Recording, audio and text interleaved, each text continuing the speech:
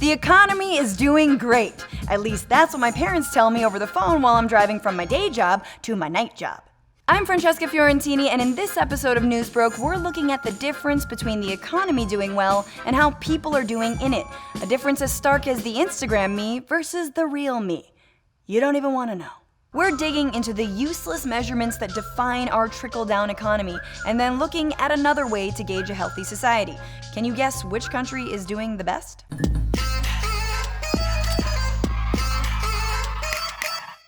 Sure, he could be a Manchurian candidate who inspires white supremacists, but Trump has got the economy down. The Trump economy is the envy of the world. The Trump economy keeps winning. It's the most successful economy in modern history. The miracle of the Trump economy. Now, in the Trump economy, everybody wins. A miracle? Everybody wins? When the economy sounds like a Ponzi scheme, you can bet it probably is. All I need is $15,000 from you up front, and in 10 years, you'll be delivering for Grubhub. Statistically, the economy is doing well since Trump has taken office. The country's GDP has grown every quarter at an average of 2.6%. Unemployment is at a near 50-year low, and the stock market gained by 31%. And yet, sometimes it feels like the real reason we hear so much about the economy is because it's the only part of the Trump administration that isn't an unmitigated train wreck. It's like if the waiters at Applebee's bragged about the one dish they brought you that doesn't have pubes in it. Those tots are solid. The problem lies in how we talk about the economy. Like earlier, I told you the economy was doing well by citing GDP, unemployment, and the stock market. And maybe your eyes kind of just glazed over a bit and you generally accepted what I was saying was probably pretty good, like anything Pete Buttigieg says. But few of us understand what those things actually mean. Because when you start to look into the measurements of a so-called good economy, you learn how incredibly disconnected they are from our everyday lives and well-being. Let's start with the wonkiest one that gets thrown around a lot. Gross domestic product, or GDP. GDP is a stat that is so dry and boring that high school economics students are finding any way possible to spice it up. GDP, GDP, GDP, GDP, GDP, GDP, GDP.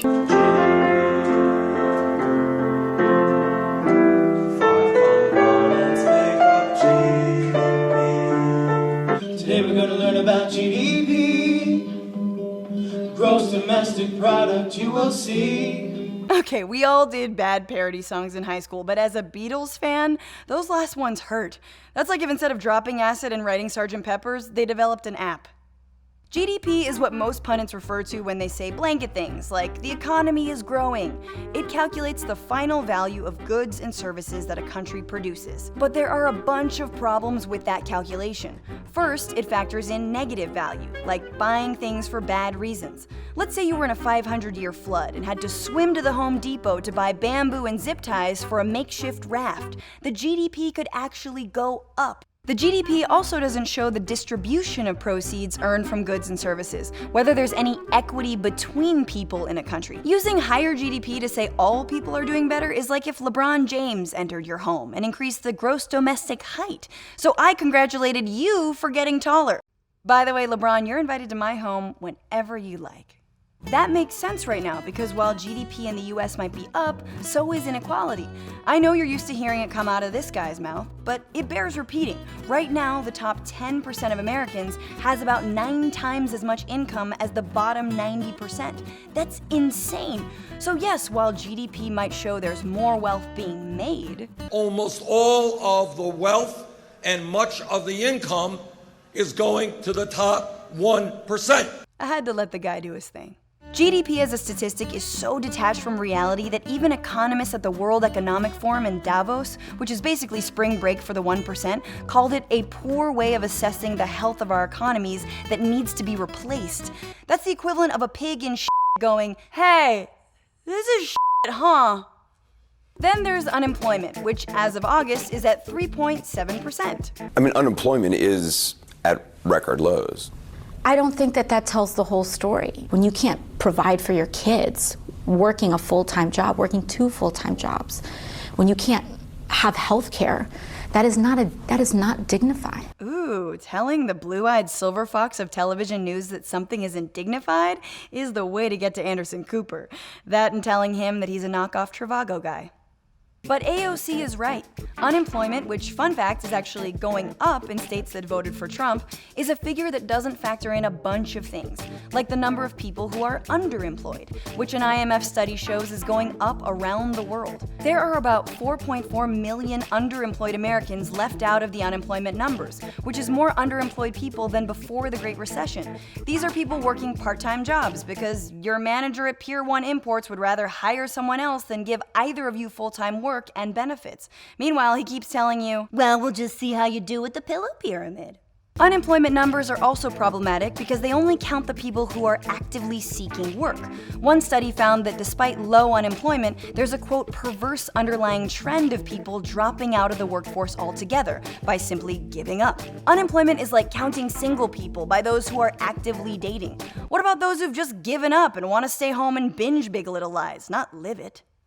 And of course, none of this has to do with whether Americans are making enough to make ends meet.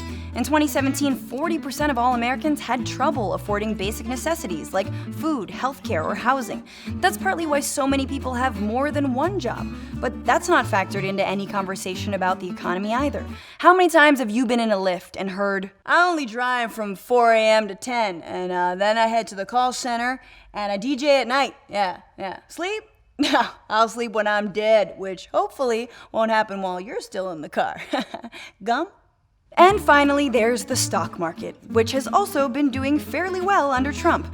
And yet, only the richest 10% of Americans own about 90% of all stock.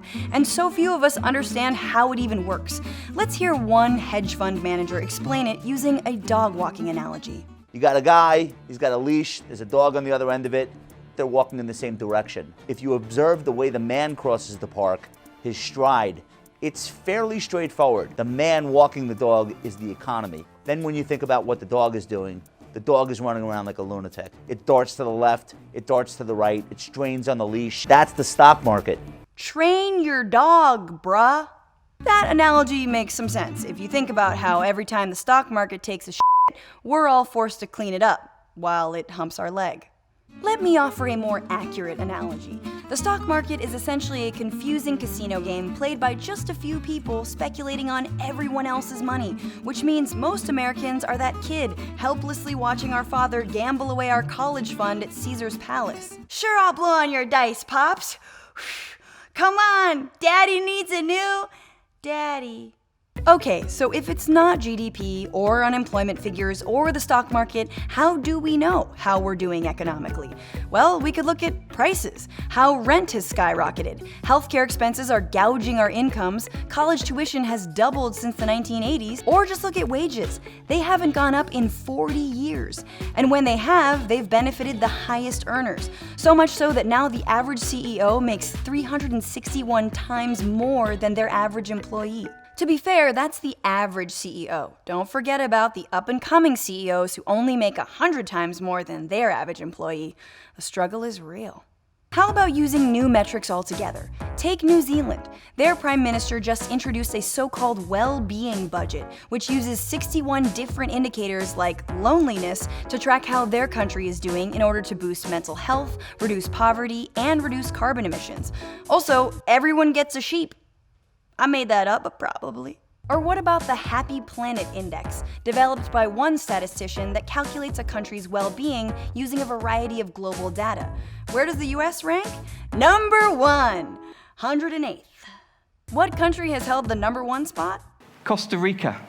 Their government is one of the first to commit to be carbon neutral by 2021. They abolished the army in 1949, and they invested in social programs, health and education. They have one of the highest literacy rates in Latin America and in the world. And they have that Latin vibe, don't they? Okay, a little fetishization there, but not wrong. Maybe that's what Trump's anti-immigrant stances are really about. They're bringing drugs, they're rapists, and they've got that Latin vibe that says, I'm just gonna throw together some arepas on a Friday night and invite my neighbors over whose names I all know, and at some point someone will break out a guitar and everyone will know how to dance the Macarena. Not in my America. But damn, Costa Rica? So you're saying all we have to do well is dismantle the military, fund education, healthcare, and green energy? We got that. It's time to get rid of these measurements that only work for rich people and stop clinging on to trickle-down economics, which clearly don't work. We need new parameters to gauge the well-being of our country, if for no other reason than to save the Beatles from being butchered. 8 days a week is not enough to pay my rent. Help! I need some money. Help! Not my parents' money. Whisper words of surplus GDP. Hey, thanks so much for watching Newsbroke. We got a little silly. Hopefully you learned something. Ah, look at all the jobless people. Follow us on Facebook, on Instagram, and on YouTube. Let me know in the comments below what you think a good measurement for a healthy economy should be. And next week we are talking about climate change and capitalism. We will see you next week.